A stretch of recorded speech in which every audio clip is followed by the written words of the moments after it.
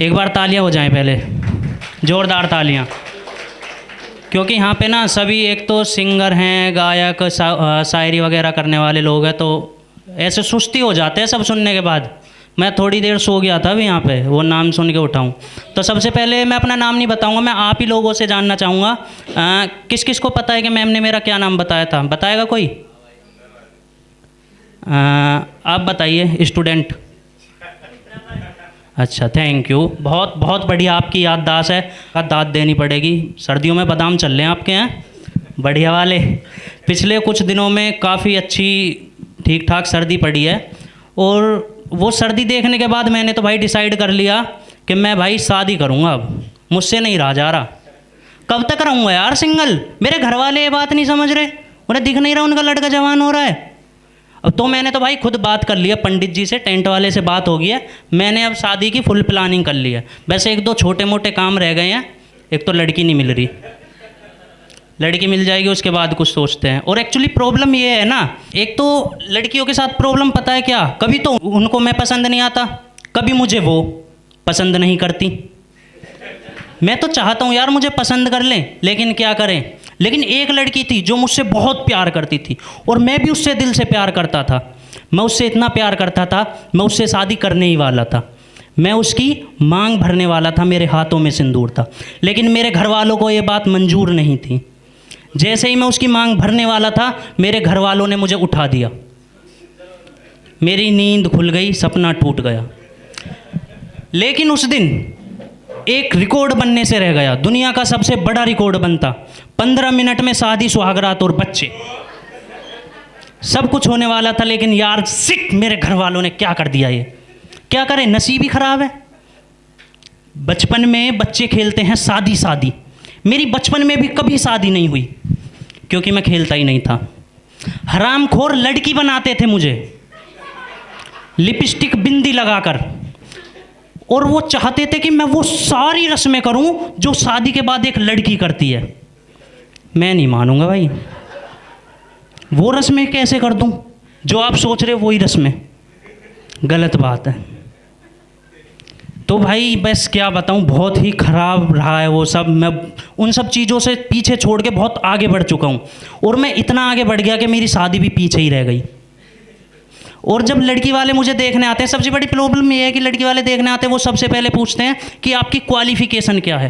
Qualification के नाम पर मैं बीए कर रहा हूँ होम साइंस से, और ये सुनते ही लड़की वाले सिर्फ एक बात बोलते हैं, इसके अलावा क्या करते हो? मैंने कहा जी कढ़ाई बुनाई आती है। सर पे हाथ फेर के बोलता है और कुछ? मैंने की जी पार्लर का सारा काम आता है, मैनिक्योर पेडिक्योर, आपको क्या कराना है? लड़की के बाप ने एक सेकंड नहीं लगाई, बिना सोचे बोला ठीक है हम रिश्ते के लिए राजी हैं, हमारे बड़े लड़के का रिश्ता ले लो। ये बात सुनने के बाद मुझे इतना गुस्सा आया ना, एक बार तो मेरे मन में आया इनके मुंह पे ही जवाब दूं, ठीक है अंकल जी करा दो।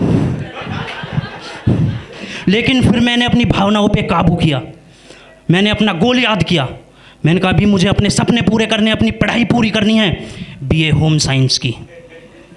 उस रिश्ते के लिए मैंने मना कर दिया कि अंकल जी मैं इंटरेस्टेड नहीं हूँ। अगले ही दिन एक रिश्ता और आ गया, बिचौलिया से बात हो गई, बिचौलिया ने सब कुछ बता दिया, लड़की बहुत अच्छी है, संस्कारी है। मैंने कहा जी अच्छी बात है। थोड़ी देर में कहने लगा जी मैं आपको कुछ बताना चाहता हूँ। मैंने कहा बेझिझक होकर बताइए। कहता है जी जरा लड़की 2-3 दिन के लिए थोड़ी सी भाग गई थी। मैंने कहा थोड़ी सी? इतना कहते ही बोला अरे देखो इसमें तो कोई ऐसी बात नहीं है, 2-4 दिन के लिए तो बच्चे टूर पे भी चले जाते हैं। मैं भाई दंग रह गया। मैंने कहा भाई टूर पे जाने में और भागने में ज़मीन आसमान का फ़र्क है। वो तो हर महीने टूर पे जाएगी, पता नहीं किस किस के साथ। अब यार मैंने बड़े मुश्किल से अपने गुस्से को कंट्रोल किया। कहने लगा देखो जी आपको कभी कोई शिकायत नहीं मिलेगी, आपके मोहल्ले में सब लड़की की तारीफ़ करेंगे। मैंने कहा तारीफ़ तो करेंगे ही, पूरे मोहल्ले में सबको खुश रखेगी वो, जैसे तुम बता रहे हो, सिर्फ मुझे छोड़कर। मैंने उसके लिए साफ मना कर दिया कि मुझे शादी नहीं करनी। आप लोगों ने देखा होगा अक्सर क्या होता है, लोग दूसरों की शादी में जाते हैं और वहाँ पे अपनी जोड़ी बना कर आ जाते हैं। किसी लड़की कोई पसंद आ गई, प्रपोज कर दिया, तो मैं रिश्तों के लिए मना तो कर रहा था, लेकिन दिल से चाहता था कि मेरी भी शादी हो जाए। मैंने भी वो अपना प्रोसेस स्टार्ट कर दिया, शादी में गया, चलती लड़की का हाथ पकड़ लिया। मैंने कुछ नहीं बोला, सीधा बोला मेरी रानी बनोगी। इतना बोलते ही उसका ध्यान मेरी टूटी हुई चप्पलों पे गया। मेरी शक्ल देखकर बोली रानी। मैंने कहा हमेशा जो आप देखते हो वो सच नहीं होता, ये जो आप देख रही हो ये मैं मांग कर पहन के आया हूँ। मेरी नई चप्पल ब्रांड न्यू घर पे रखी हुई है सुनीता कंपनी की। इतना सुनते ही उसने मेरे गाल पे जोरदार चांटा दिया। इसलिए नहीं कि उसकी मम्मी का नाम सुनीता था, बल्कि इसलिए वो लड़की जल्दी में कहीं जा रही थी और मैं ज़बरदस्ती उसका हाथ पकड़कर ज़बरदस्ती उसे अपनी टूटी हुई चप्पल का ब्रांड का नाम बता रहा था। चांटा लगते ही मैं साइड हो गया। मैंने कहा जाइए देवी जी। वो जाकर मंडप में बैठ गई।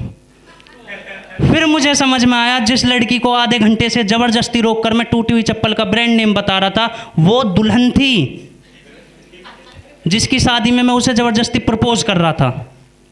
उस दिन मैं बाल बाल बचाऊं, वरना वहाँ पे गाना चल गया होता, एक डोली चली एक आरती चली, फ़र्क दोनों में क्या है बता दे तू ही।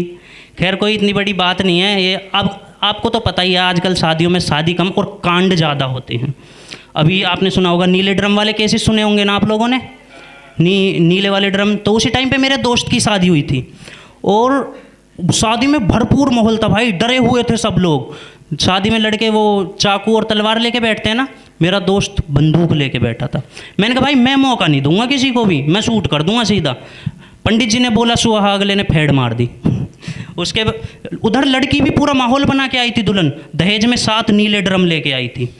लड़के की फैमिली में 7 ही लोग थे। पूरा डर का माहौल था। इतना डर गए कि जो दूल्हा था वो मंत्र पढ़ने लगा और जो पंडित था उसने दुल्हन का हाथ पकड़ लिया डर के मारे थोड़ी देर में। लेकिन वही वाली बात है, जो हम देखते हैं वो सच नहीं होता। फिर आज उनकी शादी को 7 साल हो गए और सब कुछ बहुत अच्छा चल रहा है। आज 7 साल बाद उनके 7 बच्चे हैं और फैमिली में हंसी खुशी का माहौल है। बस दोस्त की वाइफ थोड़ी सी परेशान रहती है क्योंकि मेरा दोस्त 7 साल से घर नहीं आया, विदेश में बिजनेस करता है। लेकिन ऐसा कोई डर वाला माहौल नहीं है। कोई एक अच्छा इंसान है जो उनकी फ़ोन कॉल पे वीडियो कॉल पे बात कराता रहता है दोस्त से, और बच्चों का भी ध्यान रखता है अपने बच्चों की तरह। तो ठीक है मैं भी चलता हूँ, मुझे अभी वीडियो कॉल पे बात करानी है उनकी। थैंक यू वेरी मच सभी।